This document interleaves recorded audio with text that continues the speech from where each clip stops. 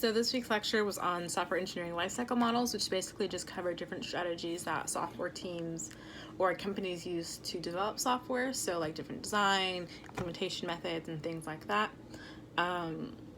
Two of the main things that we talked about in the lecture was waterfall methods versus agile methods, which are very opposite. Waterfall is just you go step by step, requirements, design, implementation, and agile is very iterative, so you can cover a lot of those different steps throughout different times in the development process.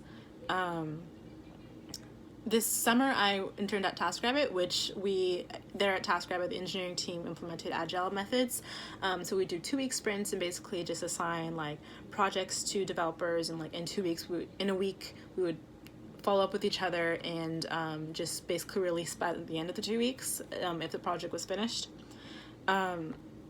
Like I said, it was very reliant on agile methods, and so my project specifically, I didn't have the UI design until like nearly the last 3 weeks of this summer, and so I had to basically just iterate and test and develop on my own, and then once I got the mock-ups, I was able to actually develop and adjust my code to look like what it wanted to look like on the web app.